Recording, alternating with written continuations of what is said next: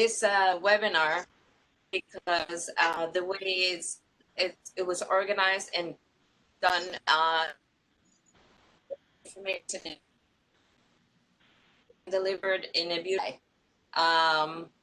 I have the pleasure of introducing Gloria to all of you. She is involved in many, many causes and many, many different things.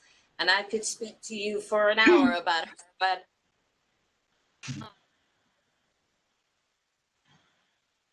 because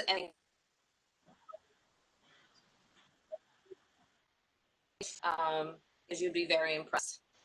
Gloria Garafuli-Garwa is a native of Chile and a citizen of the United States and Croatia. In January of 2018, she was awarded the grade of Dame of the Order of Merit Gabriela Mistral. So we have with us a lady, as she was merited in 2018. She currently works in the Center for Catholic Studies at Seton Hall University in South Orange, New Jersey, where she is the director of the Chesterton Institute for Faith and Culture. She's also the managing editor of two highly acclaimed academic journals, the Chesterton Review and the Lonergan Review. She's also the president of the Gabriela Mistral Foundation. And some of the important highlights of what the work she's done there is she produced and directed a documentary called Gabriela Mistral, Her Life, Her Legacy, and that was launched with the New York Times in 2009. She also is the editor of a book that is written in English and Spanish about Gabriela Mistral, called From Chile to the World. In addition to that, she is the founder and international director of the chapter in Chile of the National Museum of Women in the Arts. She curated the U.S. art exhibit of Lily Garafuli Centenary Celebration, which was sponsored by the Ministry of Foreign Affairs in Chile and presented in Washington, D.C. and New York. Also the co-founder of the Mamayuca Chilean Festival here in New York, an initiative that she started last year to promote and highlight the importance of cinematography production of Chile in one of the most cultural biggest centers in the world, which is New York.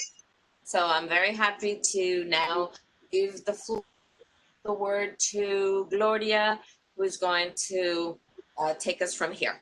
Thank you all and welcome. Hello, and thank you to all for being here, for joining us today. And thank you to Manuelita for those kind words, which are very undeserved. I also would like to welcome Mauricio Avayu and thank him for being here today with us and for giving us this great opportunity to meet him and also to learn about his work. Although my first words of thanks are again to Manuelita Cody and to the board of directors and the members of the North American Chilean Chamber of Commerce for their important work to promote and highlight professionals and business opportunities, as well as instances of collaboration between our country of birth, Chile, and our adopted land in the United States. Thank you for hosting this event.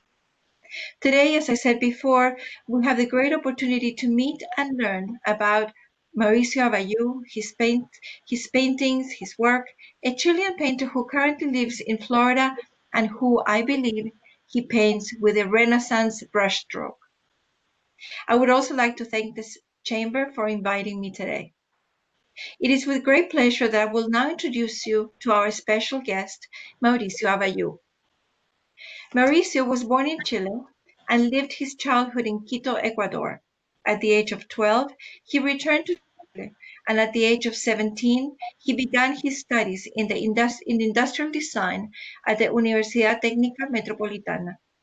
After finishing his university studies, he began his art career, studying sculpture at the University of Chile's School of Fine Arts. He then continued to study with paint master Hernán Valdovinos for a period of 9 years at his private academy. Thus far, his art career has included several exhibitions in Chile and other countries, starting at Palacio de la Moneda in Santiago, and he was later invited for individual solo exhibits at the Diego Rivera Museum and as well as by President Vicente Fox. Since late 2019, he has resided in Miami, where he has already had solo exhibits at two important cultural centers. But before we start our conversation, I would like to invite you to see a short video about Mauricio and his work. We'll start now.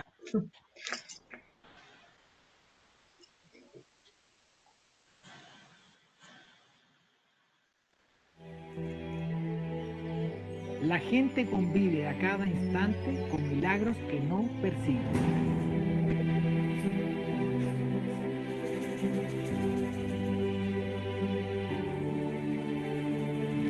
No tengo duda, siempre antepongo la historia por sobre la estética.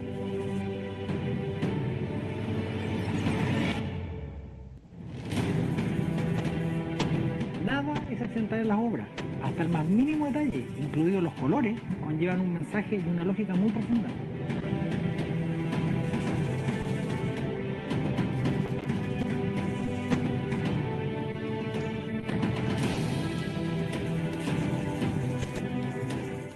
Una voz interna me indica exactamente hacia dónde direccionar el sentido de cada obra.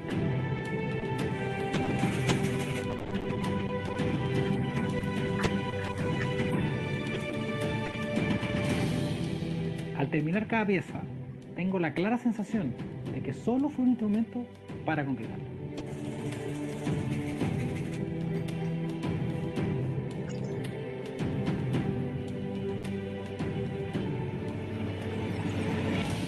Me apoyo en los sueños para resolver lo que despierto no pude.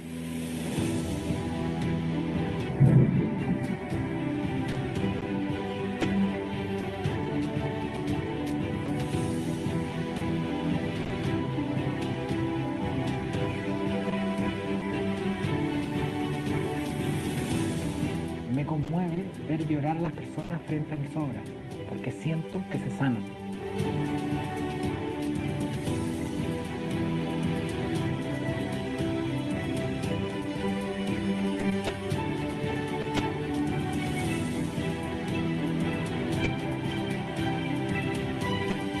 Cuando termino una obra, hay veces que me arrodillo y agradezco la complicidad con lo divino.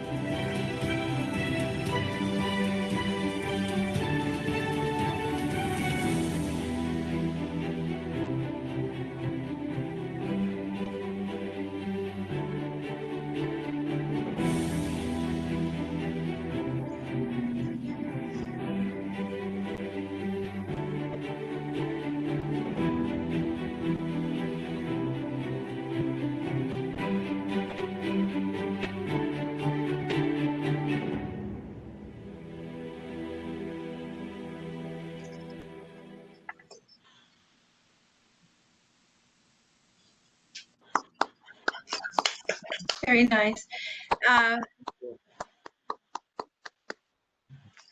Thank you, Mauricio, for sharing with us the very interesting and informative video we have just watched, which is a perfect introduction for our conversation about your background, your work, your inspiration, and your creative process.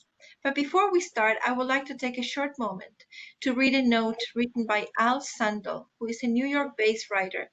He reviewed Mauricio's work, and he writes the following. It is fitting that, in an age of time-space union, Avayu created his own modern vision of Asian Judaic traditions. His major themes are faith and continuity, from the Genesis to the Talmud, in a vast array of masterworks that span chronological time. Thus, a pre-rabbinical scholar with a book in hand can embrace a congregant with an expression that broadcasts one of the crucial essences of Judaism, compassion. It is a low, like the Mona Lisa smile. It appears to encompass both the prophetic and the rabbinic ages of Judaism in a style clearer than crystal. Prophets, sage, or Talmudic scholar are all compressed for the seeing eye as compassion. In the world of today, when each day we confront suffering, let it be emotional, physical, or financial, it is the work of an artist that conveys compassion will unite us today. So, Mauricio, we're going to start our conversation with a few questions that you can explain to us a little bit more about the process and how your work has come about. So could you share with us a little bit about you, where you grew up? Was anyone in your family in the arts? Do you recall when was the first time that you were exposed to the art and took an interest in the arts?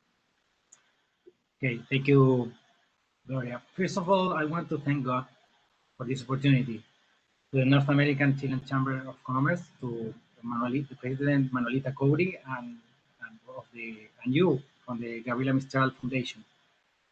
And thanks to everyone who meet us today.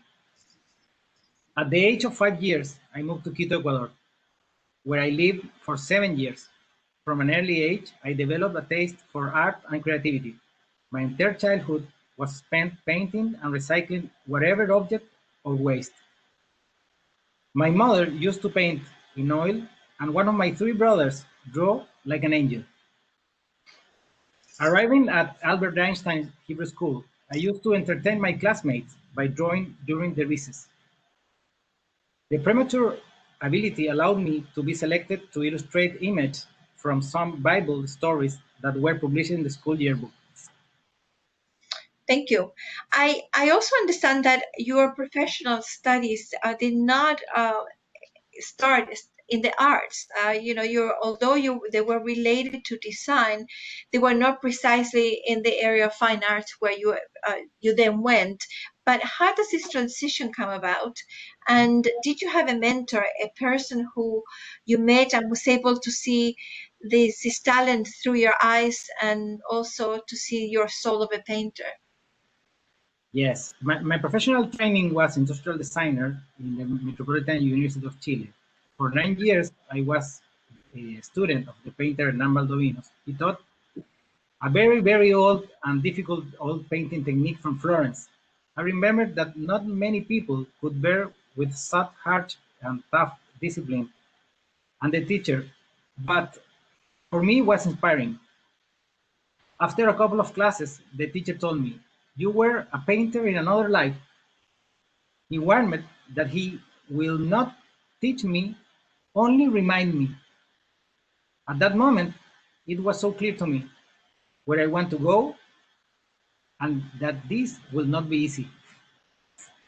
Well, we're very grateful to your master for having seen that. So by having him tell you that and inspire you is that we have you here today. So he also had, you have mentioned some very wise advice for you when you started, when he said to you, paint as you did when you were a child. How did that wise phrase affect or change the way you viewed or the way that you thought about painting and the way that you paint today?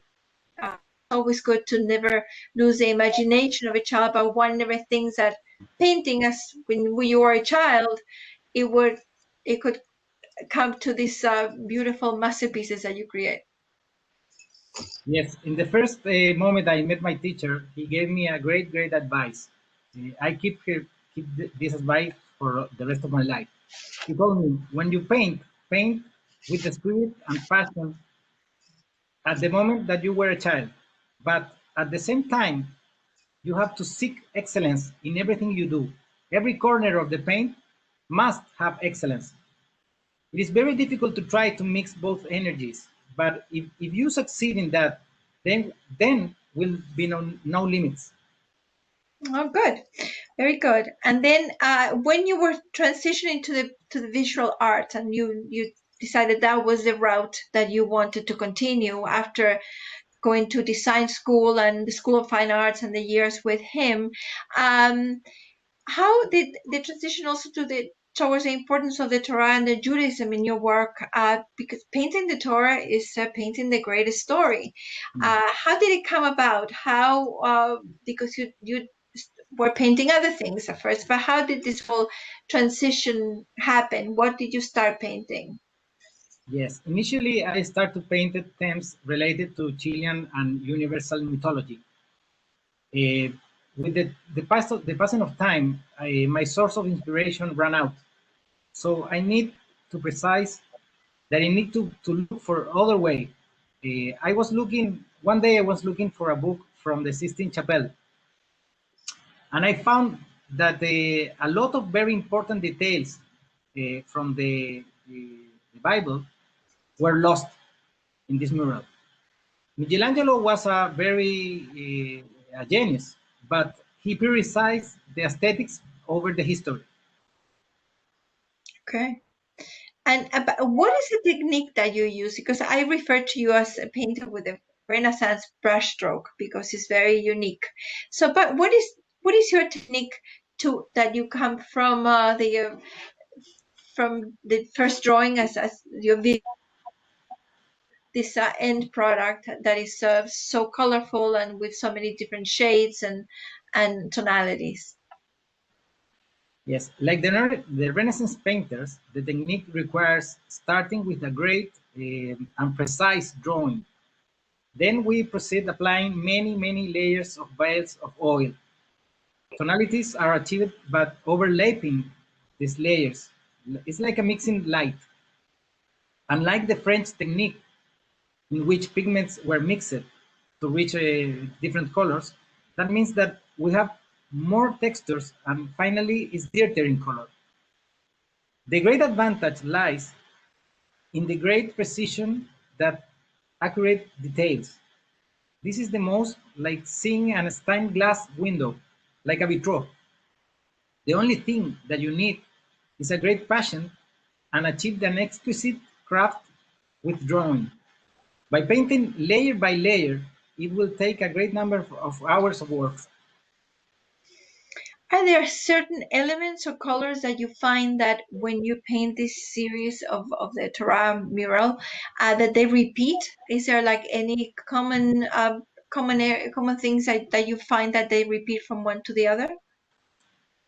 I believe in the colors of the works of the classical Flemish painters or the Italian Renaissance that contain shades that only the passage of 5 centuries could give them. With them, in some way, I managed to capture works with history and legend.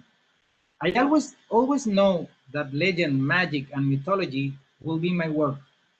I think that even the most pragmatic can be moved by what beyond his early logic. I was greatly surprised and excited to study the Midrashim and the Torah. Every time I read them, I began to see them in image. There is always something hidden to invite, from sacred writings to hidden characters. There is nothing already chewed for the observer. I sometimes stop so that our attendees can look at the images for another second or so because they're so beautiful. Could you kindly explain to us a little bit about this grand project, the mural, the Torah's mural? Yes, the Torah mural basically consists in a full illustrating of the Torah Pentateuch 5 books of Moses. Each of the 5 books, Genesis, Exodus, Leviticus, Numbers, and Deuteronomy, will measure 10 meters long by 2 meters high, finally adding about 50 meters long. It's about 165 feet long. Each of these books will be divided into 8 parts, 1.25 meters by 2.25 tall. It's the same mathematical proportion that given God to Moses for the construction of the Ark of the Covenant, 2.5 elbows by 1.5 elbow. This will make the travel of the murals easier and will give us the possibility of displaying in a circle shape with the idea to join the beginning with the end. And where does this idea come from? When did you start? Was there a process? Can you take us a little bit through that? And did you read do you read certain passages at the start of each work, or is it like, or at the start of the project, or every day? Tell us a little bit how you get to that. Generally, I start every work leaving the intellect aside. Any manipulation of the ego is not welcome. When starting to paint, the time to finish, it is always unknown for me. This is a part of the game of letting yourself to run free. Okay. And do you read the Torah daily, or just at the very beginning? At what point did you read it, or did you read it? I focus my attention in a specific detail that I need to illustrate that day. Okay. And is there a specific translation of the Torah that you refer to? Is there one that is your reference source? Okay, my source of knowledge ranges from Ari Kaplan's Torah translation because it's a very accurate translation. Also, I used to read the Midrashim and the comments by Rav Rashi. And the Tikkun Sofrim is like a little book that give me an accurate access to the Torah typography, because every piece of the mural has a right detail with the typography of the Torah scroll.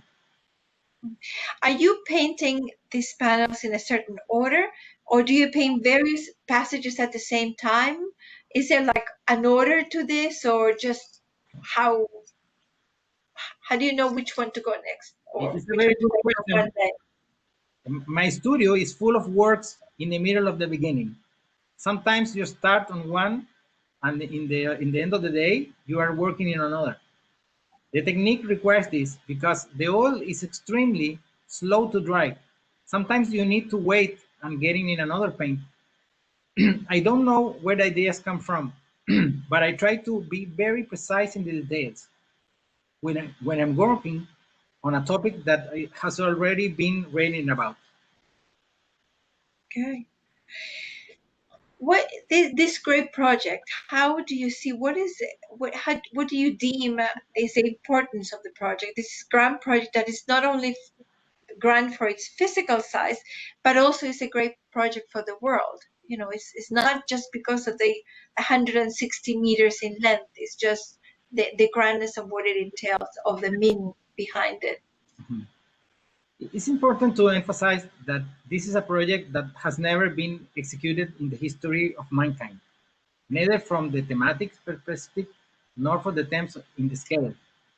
For the first time, we fully illustrate each and every detail described in the Torah.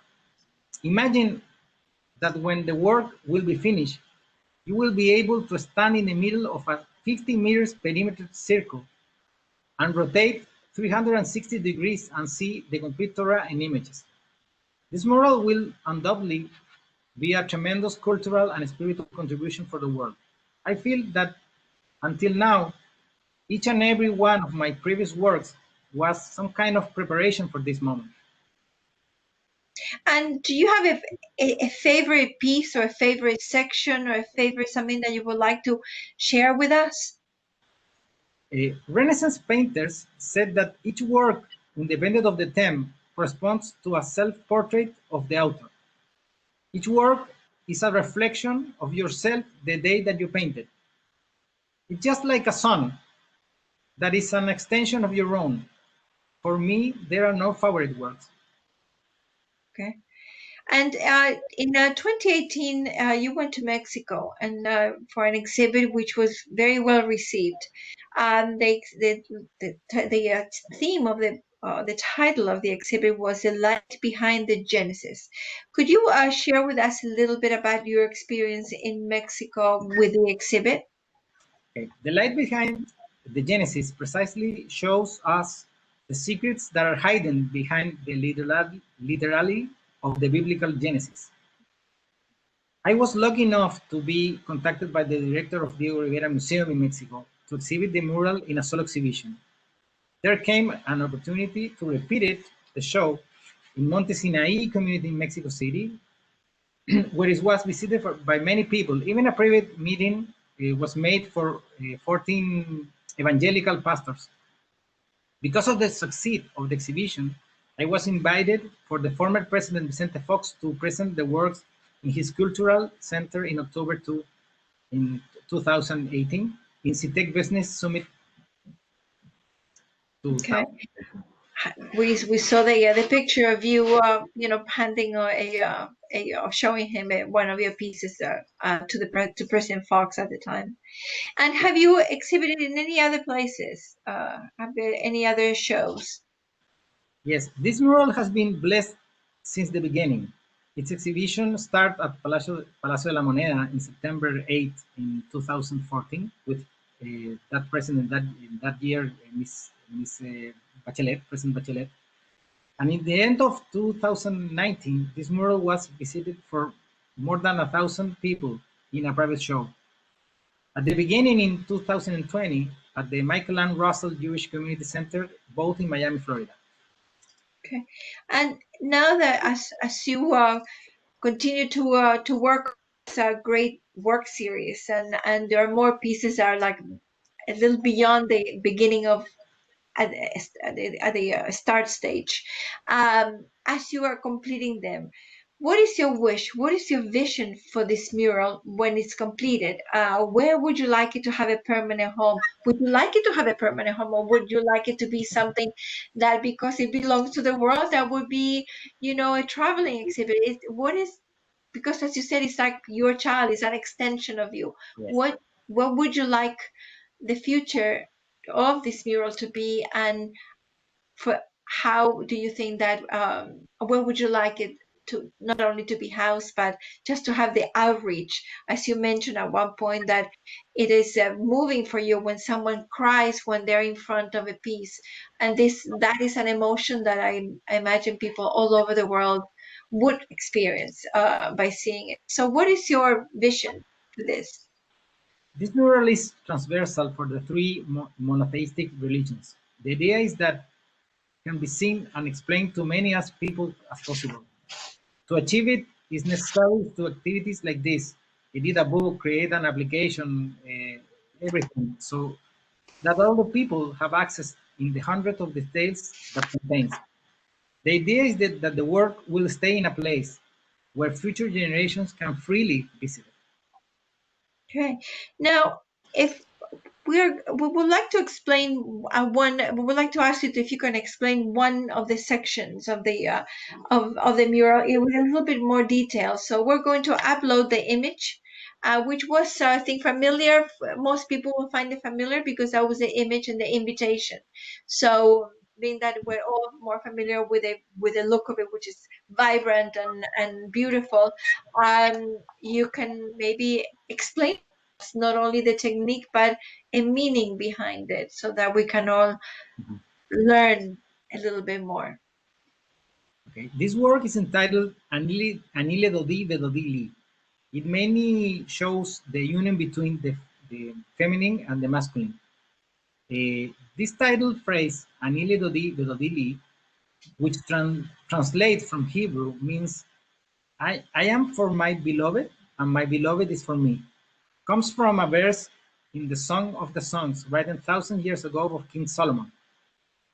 According to many interpreters of the Holy Scriptures, this verse has a great significance. Taken literally, it is a declaration of love and a commitment of total devotion that is promised and at the same time ensure the reciprocal. In Jewish tradition, the Song of Solomon is not only about love between two people, it's about one person loves to God. Taking the first letter of each word in this phrase will result in the Hebrew word Elul, the name of the first month of the Jewish calendar. During the month of Elul, after Rosh Hashanah comes Yom Kippur, the Day of Atonement of the Jews. The verse, I am for me, my beloved, and my beloved for me, comes to underline the commitment that one has to be with one he loves the most, the commitment to deliver everything without expecting reciprocity, without demands, without rights, just deliver. If you see the butterflies in the background represent the change, This gives us the idea that the couples must be joined and always above the change.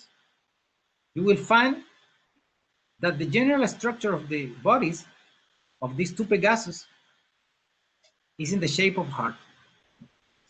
Very beautiful meaning, especially now that commitment, that has the message of commitment, and also as we are soon to celebrate Rosh Hashanah, and then Yom Kippur. It's only just a few short days away. So that is very beautiful, and we thank you for that lovely explanation. It is a beautiful work, just by the aesthetics of it, how it looks, but knowing the meaning behind it, it's even more beautiful. So being that this has been also a learning conversation where a lot of us, we have learned a lot about not only you, about your work and about the meaning of this project. From that point of view, are you planning to make some type of a short educational video for children, young adults, and actually adults and everyone, for them to be able to get a better and deeper knowledge of the work and the meaning of it through your paintings? I mean, is that something that think that it would be possibly in the cards for the future, so they could get to a lot of people everywhere? I would love to be able to develop an educational project with the mural at a base, so people of all ages will be able to assimilate the information in a much easier way to the fact of seeing them in images strictly attached to the sacred scripture. Okay, well, thank you so much. I don't know, Manuelita, if we're going to have open for a question or two, because time is of the essence. Of course, we would love to, we could, and we would love to continue the conversation with you for a much longer time. However, due to time restraints, I think we may need to leave the pending questions for a future opportunity. However, if any of the guests who have joined us today, who would like to be able to contact Mauricio and maybe ask him a few questions directly and establish a connection, we invite you to visit his website at www.mauricioavayu.com. That's MauricioAvayu.com. I'm sure he'll be delighted to be able to take your questions. He'll be delighted to let you know more, and you can discuss that a little bit more. And from my end, I really would like you to thank you for being our guest today. And thank you to everyone who has connected from all different places to be with us. And thank you to the North American Chilean Chamber of Commerce for making today's gathering possible. And thank you to our consul for always being there for us. You, our friends, and thank you for, most especially for your change a professional to also open this opportunity for culture, which is so important in our world. So thank you very much. Thank you, Gloria. Can you all hear me well? Thank you for being with us. Mauricio, I learned so much, and your work is beautiful. And I think we can say that we'll be happy to know that we knew you when, because I know you're going to go big, and the world will know about you. So we're very grateful. Hopefully when our pandemic ends and the world returns to a more normal normalcy, we will have the opportunity to have Mauricio's do an exhibit on him in New York City, and we hope that many of you could join us. We will continue with our regular program, our cultural program. So I invite you to visit our page on occasion, www.NACChamber.com. And I thank you for your participation. And again, any questions for Mauricio, please direct them to him, or you can direct them to us as well. Thank you all, and you have a wonderful afternoon. I will end the meeting now. Thank you very much. Thank you. Thank you. Thank you. Bye. Fantastic. Thank you very Bye. much. Thank you. Thank Bye. you all. Thank you very much.